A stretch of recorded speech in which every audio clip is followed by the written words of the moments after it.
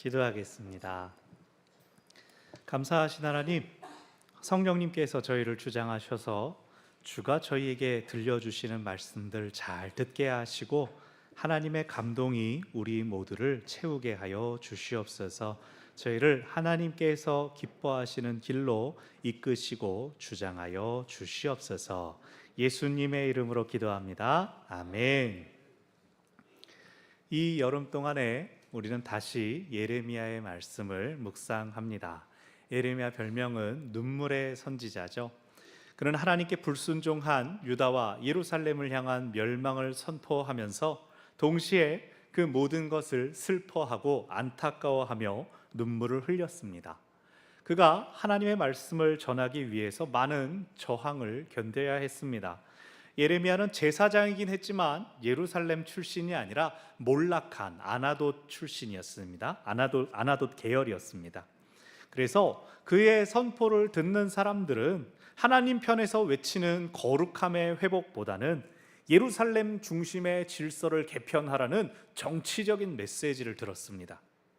하나님께서 바벨론을 강하게 하셨으니 그에게 항복하고 그를 섬기라는 메시지는 나라를 팔아넘기려는 매국노의 부르짖음으로 들었습니다. 예레미야는 단순히 거절당하는 것이 아니라 핍박과 모욕을 감수해야 했고 심지어는 같은 고향 사람인 아나돗 사람들에 의해서도 생명을 위협받기까지 했습니다. 그는 그저 하나님께서 맡기신 사명을 감당했을 뿐인데 너 때문에 동네 망신이다, 너 때문에 온 나라가 뒤숭숭하다 손가락질을 당해야 했습니다. 그래서 예레미야는 하나님께 말합니다. 나 더 이상 이 사역 감당할 수 없습니다. 나는 못하겠습니다.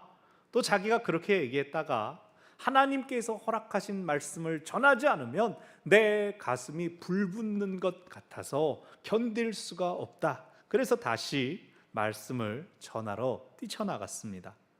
하나님께서 명하신 준엄한 심판을 선포하면서도 하지만 하나님 용서해 주실 수 없습니까? 백성을 위하여 중보한 것이 예레미야였습니다. 그러나 하나님은 그를 오직 심판과 저주의 메신저로만 사용하셨습니다. 너 중보하지 말아라, 이 백성 위해서 기도하지 말라, 하나님 그렇게 말씀하셨습니다. 우리가 몇 달 전에 살펴보았던 전반부에서 이 모든 일들이 지나갔고 26장 이후로는 여전히 반대와 핍박 속에서 하나님의 말씀을 담대히 선포하는 예레미야를 살펴보려 합니다. 성경의 많은 책들은 역사순, 시간순을 따라 연대기를 따라 진행됩니다. 모세오경이라 불리는 창세기, 출애굽기, 레위기, 민수기, 신명기 이 5권의 책들은 태초로부터 세상이 있을 때로부터 가나안 땅에 들어가는 역사의 흐름을 시간순으로 쭉 보여줍니다. 그러나 예레미야는 한 책 안에서 역사가 뒤죽박죽 시간선이 섞여 있습니다.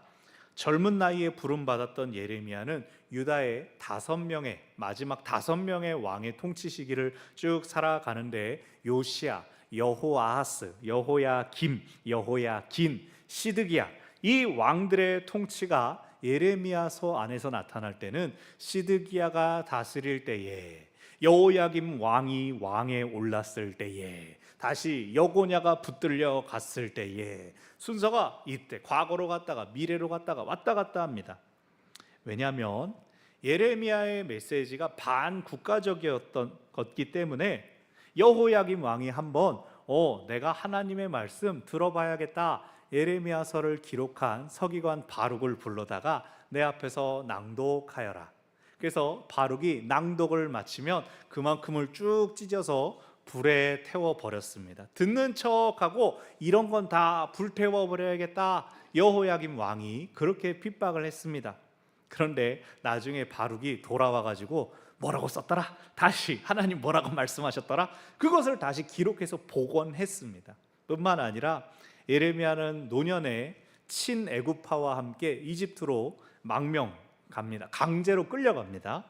그러면서 또 급하게 이동하면서 끌려가면서 소실된 부분들이 있을 것으로 추정합니다. 그런 여러 사정들로 인해서 오늘 우리가 가지고 있는 예레미야서는 역사와 시간순에 관해서는 마치 누더기처럼 여기저기에 말씀이 섞여 있습니다. 하지만 그렇게라도 하나님의 말씀을 기억하고 간직하려고 하는 노력이 참으로 귀하죠.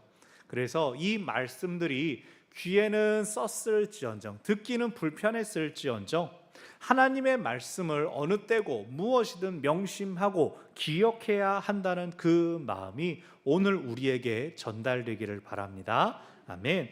귀에 좋은 말씀, 듣기에 달콤하고 성공을 기원하는 그러한 말씀뿐만이 아니라 우리 자신을 돌아보게 만들고 회개하게 만드는 말씀이 좋은 약이 입에 쓰다는 그 말처럼 참으로 우리를 성숙하게 하기도 하죠. 그래서 7월, 8월 2달 동안 예레미야서의 말씀을 통하여 더 성숙해지는 우리 모두가 되기를 바랍니다. 아멘. 오늘 말씀은 시드기야 왕에게 하나님의 말씀을 전하는 예레미야를 보여줍니다. 예레미야는 여러 생명의 위협들 속에서도 말씀 선포를 멈추지 않았습니다. 심지어는 성전에 가서 여러분 잘 보시오, 이 성전 다 무너집니다. 그러고 성전 파괴에 대한 메시지를 전하기도 했습니다. 왜? 하나님께서 내가 너에게 주는 말을 하나도 가하거나 감하지 말아라, 더하거나 빼지 말라라고 분명히 명령하셨기 때문입니다. 26장에서는 성전에서 제사장과 백성들 앞에서 예언하고 27장에서는 줄과 멍에를 만들어서 왕께 가지고 나아갑니다. 여기 나오는 멍에는 우리에게도 익숙한 그 멍에 맞습니다. 소나 말의 목에다가 멍에를 씌우고 줄로 쟁기를 연결해서 농사를 짓게 하는 그 멍에입니다. 차이점은 우리는 소나 말한테 멍에를 메우는데 예레미야는 그 멍에를 자기가 목에 씁니다. 목에다가 그 멍에를 메고 줄을 질질 끌면서 또 손에 여러 개의 멍에를 끼고 왕이시여 하면서 왕께 나아갔습니다. 여러 개의 멍에는 당시 예루살렘에 이 시드기야 왕을 만나기 위하여 에돔, 모압, 암몬, 두로, 시돈, 유다를 중심으로 한 주변 국가의 사신들이 찾아왔기 때문입니다. 하나님은 예레미야에게 그 나라 왕들에게도 동일한 말씀을 선포해야 된다. 이 멍에들을 그들에게 나누어 주라라고 하셨습니다. 즉 하나님의 말씀은 그 당시 모든 나라에 동일하게 선포되었습니다. 바벨론 왕 느부갓네살에게 저항하지 말고 그에게 복종해라, 그를 섬기라, 그리하면 살 것이다. 심지어 6절에서는 하나님께서 그 바벨론 왕 느부갓네살을 내 종이라고 부릅니다. 유다의 왕이 아니라 이방인의 왕을 나의 종이라 부르며 그에게 내가 권세를 주었다라고 하십니다. 오늘 본문 13절로 넘어오면 그 느부갓네살 왕을 섬기지 아니하면 내가 전쟁을 일으키고 기근을 보내고 전염병을 보내서 죽게 하리라 라고 하셨습니다.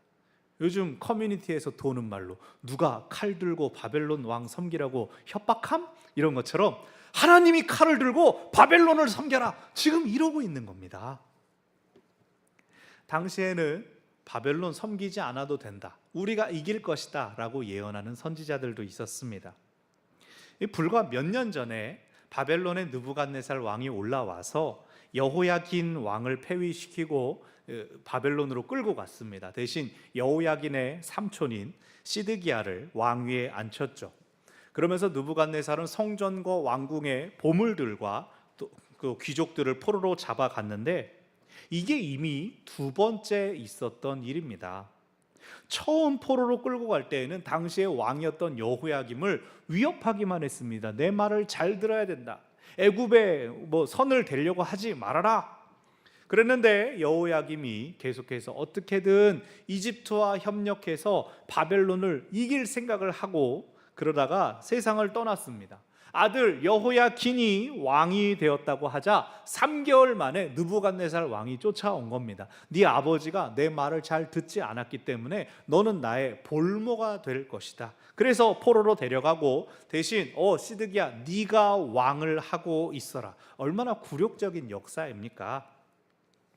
어떤 선지자들은 예레미야처럼 장차 있을 일에 대하여 예언할 때에 28장을 보면 하나냐라는 선지자가 나옵니다. 이 선지자가 예레미야처럼 성전에서 선포합니다.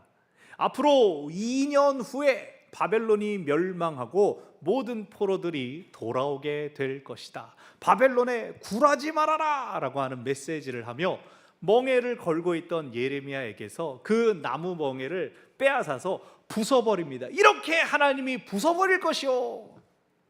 사실은 이번 주 그 목장 본문이 28장 그 부분인데 제가 앞부분이 너무 좋아가지고 그 부분을 가져왔죠. 그 거짓 선지자, 거짓 예언을 했던 하나냐에 대하여 하나님이 말씀하셨습니다. 나는 그런 말 하라고 그 사람 보낸 적이 없다. 그렇게 거짓으로 내 말이라고 전하는 자를 내가 멸하리라. 실제로 하나냐는 2달 후에 자신이 죽게 됩니다. 오늘 본문 12절 17절에서 바벨론 왕을 섬기라 그리하면 살리라 라는 말씀이 반복됩니다. 12절에서는 왕에게, 17절에서는 제사장과 백성들에게 선포하는 겁니다. 우리말 성경에서는 섬기면 살 것이다 조건절로 번역이 되었지만 히브리 성경에는 둘 다 명령형입니다. 바벨론 왕을 섬겨라, 그래서 살아라. 살아라. 하나님의 명령이 무엇이라고요? 바벨론에 항복해라. 그리고 살아 있어라. 살아남으라는 것입니다.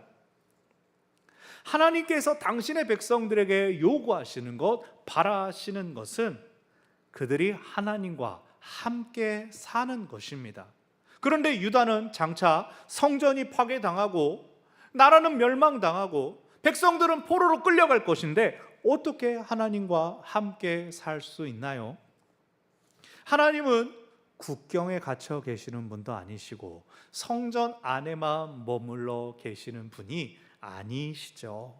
하나님은 어디서나 예배 받으실 수 있고 어디서나 당신의 백성들과 함께 하십니다. 그러니 하나님의 말씀의 강조점은 너희는 이제 끝났어, 바벨론 왕 섬겨, 그것이 아니라 다가올 환난으로부터 너희의 목숨을 보전하라. 성전이 없어져도 나는 너희와 늘 함께 한다는 것입니다. 한편 예레미야는 귀환할 것이다, 포로들 돌아올 것이다, 바벨론 망할 것이다 라고 말하는 선지자들의 거짓을 드러냅니다. 이 거짓 선지자들은 이미 빼앗겼던 성전의 보물들 다시 돌아올 것이라고 말하지만 정작 아직까지 남겨진 것들을 지키려고 하는 노력은 전혀 하지 않더라는 겁니다. 왕에게 좋은 말을 부추겨서 애굽 편에 붙으세요, 애굽이 이길 거예요, 정치적인 메시지만 전하고 있지 성전의 기물들이 탈취당하는 것에 대해서는 입 다물고 아무 말도 안 하고 있었던 겁니다. 하다못해 그들이 그것을 가지고 하나님 앞에 간구하면서 주여 우리를 지키소서, 보호하소서, 남은 것들은 아무도 빼앗아가지 못하게 꽁꽁 지켜주시옵소서, 그렇게라도 기도하는 모습도 없이 무조건 괜찮습니다, 잘 될 겁니다, 걱정하지 마세요, 거짓된 낙관론으로 사람들을 선동하고 있었던 것이 거짓 선지자들의 모습이었습니다. 하나님은 뭐라고 말씀하십니까? 21절, 22절에서 말씀하시기를 남아있는 것들도 바벨론으로 다 옮겨버릴 것이다. 그러나 그곳에 잘 보관되어 있다가 때가 차면 내가 그것들을 안전하게 원래의 자리로 되돌려 놓겠다. 여기 본문에 나오는 성전의 기구들은 문자적으로는 금으로 만든 성전에서 귀히 쓰이는 예배 도구이지만 비유적으로는 유다 백성들을 의미합니다. 이 땅의 모든 것들이 하나님께 속하여 있습니다. 지금은 바벨론을 섬겨라, 그것이 항복하는 것이 굴욕적인 것처럼 보일지라도 바벨론에 있는 시간 동안 하나님께서 안전하게 보호하실 뿐만 아니라 때가 차면 회복시켜서 원래의 자리로 되돌리시겠다고 약속하시는 겁니다. 지금 말씀이 선포되는 유다, 이스라엘 민족이 그들의 원래 정체성이 하나님의 선택받은 민족이라는 것을 생각한다면 예레미야를 통한 하나님의 말씀은 이상한 점이 있습니다. 하나님께서 당신의 백성들, 당신의 백성들이 세운 나라 이것들은 멸망당하게 내버려 두시고 이방인들에게 넘겨주시겠다고요? 그것도 우상을 섬기는 바벨론을 나의 종이라고 부르면서요. 그들은 예루살렘에 쳐들어왔을 뿐만 아니라 성전의 기구들을 함부로 가져갔습니다. 거룩한 장소를 부정하게 만들었습니다. 그런데 그것이 하나님께서 일하시는 방식이라고 하십니다. 북이스라엘 왜 멸망했습니까? 남유다는 왜 멸망의 위기를 보고 있습니까? 그들이 이미 오래전부터 하나님의 말씀을 순종하지 않았기 때문입니다. 우리가 수요일마다 출애굽기를 지금 묵상하고 있는데 이번 주에 문제의 금송아지 출애굽기 32장을 살펴보게 됩니다. 하나님의 거룩한 시내산에 도착한 출애굽한 이스라엘 민족들, 모세가 이제 대표로 하나님과 독대하여서 율법을 받는 중입니다. 계약서 쓰는 중입니다. 이스라엘 백성들이 우리는 하나님의 영광을 감당할 수 없으니 당신이 가서 다 듣고 오면 우리가 당신의 말 다 듣겠습니다. 그런데 40일 정도 지나니까 너무 오래된 거 아닌가? 이거 모세 죽은 것 같다. 이거 어쩔 수 없지. 이거 우리가 어떡하냐? 우리를 위한 신을 만들자. 이쁘게 자신들의 금고리와 폐물들을 모아서 금으로 송아지를 만들고 그 송아지의 이름을 뭐라고 했게요? 그 송아지의 이름이 야훼, 여호와였습니다. 이 송아지가 우리를 애굽에서 인도하였고 앞으로 우리를 인도하리라. 그 앞에 예배했습니다. 얼마나 제가 꼴통이란 말을 할 수가 없는데 해버렸네요. 이 이스라엘 민족이 얼마나 어리석은 민족이었습니까? 하나님과 계약서를 쓰는 중에 송아지를 만들어버린 것이죠. 그런 불순종과 반역의 역사가 광야에서 가나안 땅에 들어간 다음에 그리고 왕국 시대를 살아가는 동안에 무수히 반복되었습니다. 솔로몬 이후에 이스라엘 왕국이 남과 북으로 분열된 것도, 북이스라엘 왕국이 아수르에 의해 멸망한 것도 꾸준히 선지자들이 경고하고 외쳤지만 그럼에도 하나님께 불순종했기 때문이었습니다. 지금 남유다가 바벨론 때문에 당하는 어려움도 마찬가지입니다. 26장에서 성전에서 예레미야가 선포한 내용, 이 성전 파괴될 것이다 그랬을 때 제사장들과 또 백성들이 분노해서 어떻게 저런 불경스러운 말을 할 수 있느냐, 저를 죽여야 된다라고 했을 때 유다의 고관들이 말리면서 이렇게 이야기합니다. 우리가 옛날에 모레셋 사람 선지자 미가를 알지 않느냐. 우리 구약 성경의 미가서의 그 미가입니다. 미가가 히스기야 왕 때 활동했습니다. 그 미가도 예레미야처럼 회개해라, 하나님께 돌아오지 않으면 우리도 망할 것이다, 그렇게 예언했습니다. 그때 히스기야 왕은 미가의 말을 하나님의 음성으로 들었습니다. 온 백성과 함께 회개했을 때 하나님께서 재앙을 면하게 해 주셨습니다. 그러나 그 히스기야 아들 므낫세는 전무후무한 악한 왕이었습니다. 자기 아들을 인신공양으로 우상에게 바치기도 했습니다. 그 므낫세의 아들 아몬 역시 악한 왕이었습니다. 요시야 왕 때 다시 왕이 하나님 앞에 온 백성들의 마음을 돌이키는가, 하나님께 다시 돌아가는가 했지만 요시야가 죽은 뒤에 예레미야가 아무리 경고를 해도 유다 백성들이 잘못된 길에서 돌이키지를 않았습니다. 거짓 선지자들이 판을 치고 예레미야를 몇 번이고 죽일 위기에 몰아넣으면서도 하나님의 말씀을 전혀 듣지 않았습니다. 그래서 유다 멸망은 그들의 불순종에 대한 벌입니다. 느부갓네살이 지금까지 2번 쳐들어온 것은 경고였습니다. 이 벌이 이제 크게 떨어질 것이다. 그럼에도 유다는 돌이킬 생각을 하지를 않고 평화를 외치는 거짓 선지자들의 말에만 귀를 기울이고 있었습니다. 귀에 듣기 좋은 말, 기분 좋게 하죠. 칭찬은 고래도 춤추게 한다, 이런 말 우리가 잘 알고 있죠. 하물며 우리도 그렇게 했습니까? 그런 말 있죠. 못한 것도 잘했다 하면 진짜 잘하는 줄 알고 정말 잘하는 날이 온다. 그러나 단 한 가지, 하나님과의 관계에 대해서는 잘한 것과 못한 것이 분명하게 나누어질 수밖에 없습니다. 왜냐하면 하나님은 업신여김 받으실 수 없는 분이기 때문입니다. 초대교회 은혜 받은 사람들이 자기 집과 땅을 팔아서 헌금하는 일이 있었습니다. 야, 너무나 보기 좋고 아름답다. 우리도 하자. 우리도 한번 해보자 하는 사람들이 일어났습니다. 근데 판 돈을 전부 헌금하려고 하니까 야, 근데 이걸 꼭 다 할 필요가 있나? 좀 우리 먹고 사는 것 때문에 좀 띄어야 되지 않겠느냐? 에이그, 얼마에 팔았는지 모를 테니까 일부는 띄고 집값이 떨어졌다고 하면 되지. 자, 전부 드렸다고 하자. 뭐가 문제였죠? 전부라고 말하면 안 되는 거였어요. 그것은 교회 리더를 속이는 게 아니라 성령을 속이는 일이고 하나님을 업신여기는 일이었어요. 자기의 집을 판 거 얼마나 귀하고 아름다운 헌신입니까? 그럼에도 불구하고 그 결정적인 한순간 잘못된 마음을 품어서 아나니아 삽비라 부부가 한날에 세상을 떠나지 않습니까? 그나마 남편 아나니아가 그것으로 인해 죽은 것을 몰랐던 삽비라에게 회개의 기회가 주어졌습니다. 삽비라야, 이것이 네 집 판 돈 전부냐? 아니요, 잘못했습니다. 그 한마디를 하지 않고 네! 그 즉시 쓰러져 죽지 않았습니까? 이 얘기를 들으면, 이 얘기를 지금도 나는 아이고 이거 뭐 무서워서 헌금하겠냐, 이거 교회 일 하겠냐? 네! 무서워해야 됩니다. 하나님 두려워해야 됩니다. 하나님 속일 수 없습니다. 이 일의 교훈은 하나님을 두려워해야 한다는 겁니다.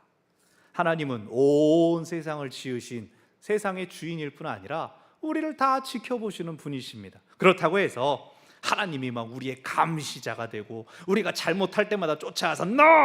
그렇게 혼내신다는 뜻은 아니죠.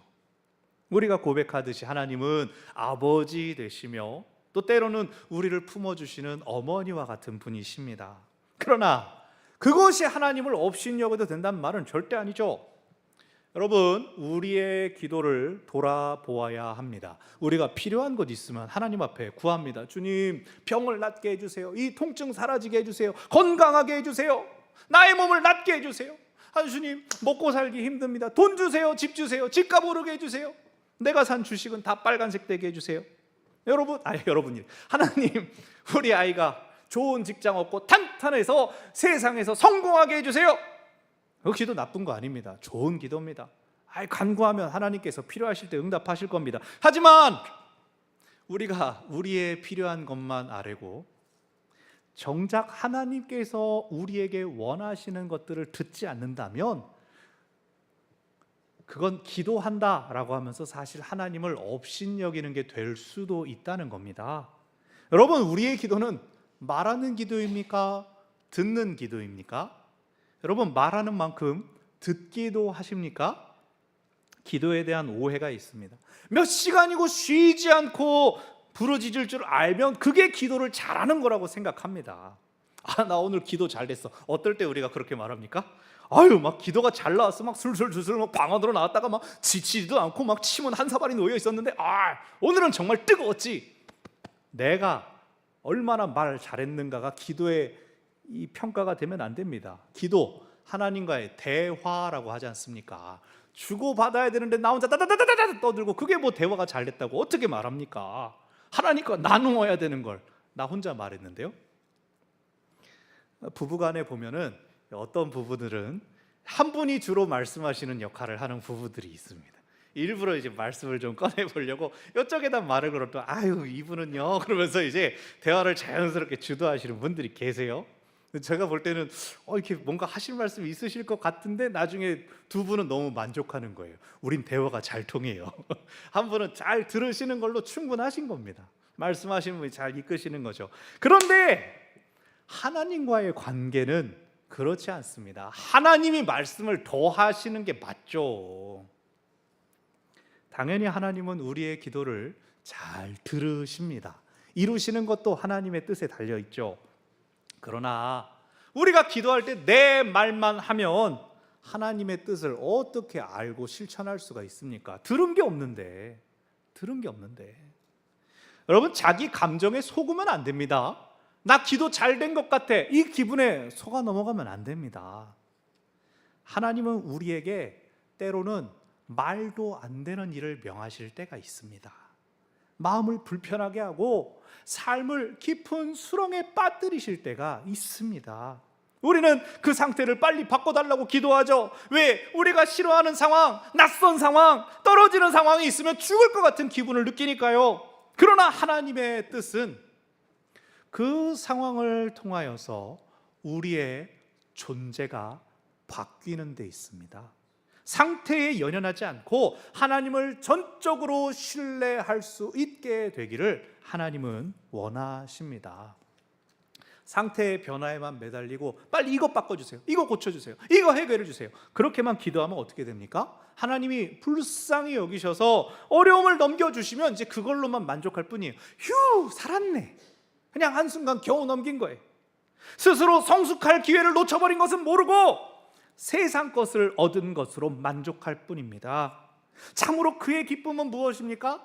땅의 것을 얼마나 얻었는가, 거기에만 머물러 있을 뿐이에요. 하나님께서 성숙시켜 주시는 것을 기뻐하는 사람, 존재의 변화를 사모하며 수렁 가운데에서도 하나님을 바라볼 줄 아는 사람은 땅의 것들에 연연하지 않습니다. 어떤 순간이든 하나님을 바라보며 하나님께서 하실 일을 기대합니다. 어느 목사님의 아들이 교통사고를 당했습니다. 이 아들이 큰 사고를 당해서 생사를 오가다가 기적적으로 회복됐습니다. 근데 뇌 손상이 남았어요. 평소에는 온화한 청년이었지만 한 번 화가 나면 아무도 알 수 없어요. 자기 안에서 어떤 방아쇠가 당겨지면 절제를 전혀 하지 못했습니다. 교회에서 칼을 휘두른 적이 있고 수련회에 가서 다른 청년들을 밀치고 넘어뜨리는 일들이 있었습니다. 목사님은 피해를 입은 청년들을 불렀습니다. 그리고 그 청년들에게 네가 이해해 주어야지, 이 아이는 영구적으로 이렇게 살아야 되는데 우리가 그걸 품어주지 않으면 어떡할 것이냐, 네가 참아라, 용서해 주어라. 목사님은 자기 아들을 둘러싼 환경이, 상태가 호의적인 것이 되기를 바랐습니다. 그런 것이 한두 번의 혼란을 가라앉힐 수는 있었지만 결국 한 사람 한 사람 청년들이 교회를 떠나고 100명이 넘던 그 교회 청년부가 사라져 버렸습니다. 같은 말이라도 목사님이 사과하면서 용서를 구하고 이 아이를 불쌍히 여겨다오 그랬었더라면 그 청년들은 관용과 배려를 베풀고 훈련할 수 있지 않았을까요? 그 청년 공동체가 포용의 공동체로 존재가 변화할 수 있는 기회를 놓쳐버린 것이죠. 상황은 시간에 따라 자연스럽게 변하고 흘러갑니다. 감정, 관계, 물질, 건강, 땅에 속해 있는 모든 것은 그렇습니다. 시간이 지나면 나이가 먹고 몸은 낡아지고 그럽니다. 근데 우리는 그 상태가 익숙하지 않으니까 내 생각에 가장 좋았던 때에 머물러 있기를 원하는 것이죠. 그래서 힘이 있으면 운동하고 돈이 있으면 투자를 하다가 아무것도 없어지면 어떻게 합니까? 그때 기도하지 않습니까? 하나님, 힘도 없고 돈도 없으니 하나님이 나 좀 건강하게 해주세요. 그때 가서 기도하지 않습니까? 여러분, 우리에게 주어지는 모든 상황은 존재가 변화할 기회임을 기억하시기 바랍니다. 오늘 본문에서 예레미야가 전한 핵심적인 메시지는 바벨론 왕을 섬겨라, 그렇게라도 살라는 겁니다. 계속해서 살라는 겁니다. 살아야 하나님께 돌아가고 살아야 하나님의 은혜를 경험하기 때문입니다. 살아있어야 나라가 망하고 포로로 끌려가도 하나님이 살아 계심을 알기 때문입니다. 우리 상태가 위기에 놓였더라도 하나님을 신뢰한다면, 하나님을 의지한다면 우리는 어떤 상황에서든 하나님을 만나고 경험하는 더 큰 은혜를 누릴 것입니다. 말씀을 정리합니다. 우리 존재를 부르시는 하나님의 음성을 들으시기 바랍니다. 상태의 위기와 문제는 하나님에 비하면 아무것도 아닙니다. 우리가 살아야 잘못을 고치고 살아야 은혜를 누리는 것입니다. 하나님은 우리를 살게 하십니다. 어떻게든 살 길을 열어주십니다. 우리를 살리시는 하나님의 방법에 마음을 열고 하나님의 음성 가운데 살아가는 우리 모두가 되시기를 바랍니다. 아멘. 기도하겠습니다. 우리에게 생명을 주시고 우리를 살게 하시는 하나님 아버지, 우리의 삶이 하루하루 한 치 앞을 사는 것에 급급하는 것이 아니라 참으로 영원한 생명 가운데 우리를 인도하시는 그 하나님의 인도하심을 볼 수 있도록 눈을 열어주시고 마음을 열어주시옵소서. 겨우 한 고비 한 고비 겨우 넘기기를 구하는 것이 아니라 문제 속에서도 어려움 속에서도 우리와 늘 함께 하시는 하나님 바라며 의지하며 하나님의 뜻이 이루어지게 하여 주시옵소서. 오직 하나님을 구하는 저희의 기도가 되게 하여 주시고 응답받게 하여 주시옵소서. 감사드리며 예수님의 이름으로 기도합니다. 아멘. 말씀을 기억하